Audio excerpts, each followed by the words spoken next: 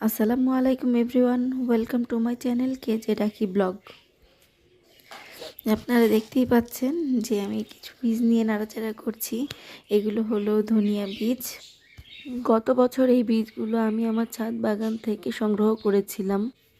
এটা হলো ডাটা বীজ। ডাটা বীজ আমার ছাদ বাগান থেকে কালেক্ট করা। আমার ছাদ বাগানে দুই ধরনের ডাটা হয়েছিল, একটা লাল ডাটা আর একটা সবুজ ডাটা। আমি দুই ধরনের ডাটার বীজই সংগ্রহ করে রেখেছি আর এই বছর বুনে দেওয়ার জন্য।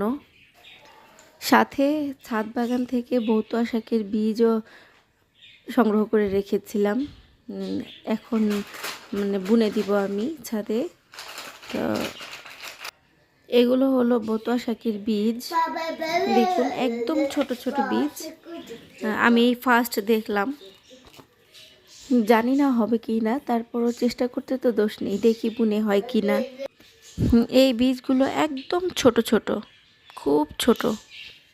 এটা হলো লাল ডাটার বীজ। লাল ডাটার বীজ আমি বলেছিলাম আগেই যে দুই ধরনের ডাটার বীজ রেখেছিলাম। এটা হলো লাল ডাটার বীজ। আপনাদের দেখার সুবিধার্থে আমি এই বীজগুলো একসাথে রেখেছি এই ভিডিওটি করার জন্য। দেখুন, এটা হলো ধনিয়ার বীজ, ওই সাইডেরটা হলো অল্প যেটা, এটার মধ্যে হলো বৌতোয়া শাকের বীজ। আর যে দুটো কালো দেখতে পাচ্ছেন এটা হলো ডাটা শাকের বীজ, আর এটা হলো পালং শাকের বীজ। আমি ছাদে গিয়ে বুনে দিব।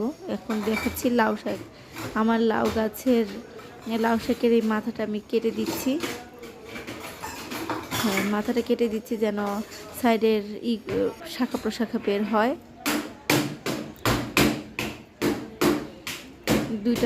দুইটা গাছের মাথাটা কেটে দিলাম।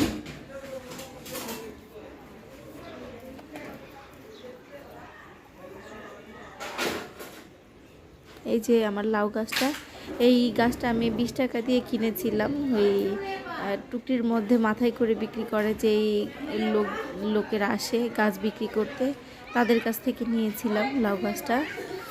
আমি এই যে এইভাবে বুনে দিয়েছি। দেখুন এইটুকু হয়েছে এখন। আর এটার মধ্যে আমি পালং শাকের বীজ বুনে দিব, এই জন্য রেডি করে রেখেছি মাটি। এই যে বীজ বুনে দিয়েছি, ছিটিয়ে দিয়েছি। এখন হাত দিয়ে এই বীজগুলো মাটির মধ্যে মিশিয়ে দিচ্ছি ভালো করে, যেন উপরের দিকে ভেসে না থাকে বীজগুলো। তারপর পানি দিয়ে একসাথেই করে দিব, পানি দিয়ে ভিজিয়ে দিব। আমি আগে থেকে বীজগুলো ভিজিয়ে রাখিনি, এমনি শুকনো ছিল, শুকনো বীজগুলো আমি ছিটিয়ে দিয়েছি। এই প্রথম আমি পালং শাকের বীজ বুনলাম, জানি না হবে কি না, দেখি। আমার একা একা ভিডিও করতে একটু কষ্ট হয়, তারপরও চেষ্টা করেছি ভিডিওগুলো করতে। গাছ বোনা থেকে তারপর ছোট ছোট যে জিনিসগুলো তারপর আমি তুলে ধরার চেষ্টা করেছি। যদি আপনাদের ভিডিওটি ভালো লাগে তাহলে প্লিজ আমার চ্যানেলটি সাবস্ক্রাইব করবেন আর লাইক দিয়ে আমার পাশেই থাকবেন। আমি চেষ্টা করেছি আপনাদের সাথে তুলে ধরার, যতটুকু সম্ভব পেরেছি। এই যে আমি এখন এই ঝরা পাতাগুলো, ছাদের ঝরে যাওয়া যে গাছের পাতা আছে, এগুলো আমি এই টবটার মধ্যে দিব, দিয়ে তারপরে আমি উপরে মাটি দিয়ে তারপরে মাটিটা রেডি করব গাছ বোনার জন্য। আজকের ভিডিওটি আমি একটু বড় করেছি, দেখুন। আমি চেষ্টা করেছি যেন পুরোপুরি ভিডিওটা আপনাদের সাথে শেয়ার করতে পারি। তো এই পাতাগুলো আমি এই টবটার মধ্যে দিয়েছি, দিয়ে এটার উপরে আমি মাটি দিয়ে দিব। এই মাটি দিয়ে তারপরে আমি এটার মধ্যে বীজগুলো ছিটিয়ে দিব। আমি কোনো বীজই পানির মধ্যে ভিজিয়ে রাখিনি, সবগুলো আমি সরাসরি মাটির মধ্যেই ছিটিয়ে দিব।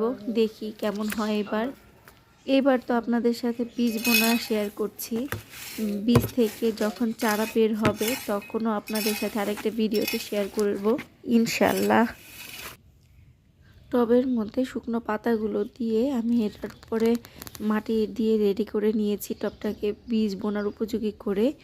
তারপরে এখন আমি এটার মধ্যে বীজগুলো ছিটিয়ে দিব। এই যে আরেকটা আমি আলাদা পাত্র রেডি করে নিয়েছি আপনার অফ ক্যামেরার মধ্যেই, এগুলোতে আমি বীজ ছিটিয়ে দিব।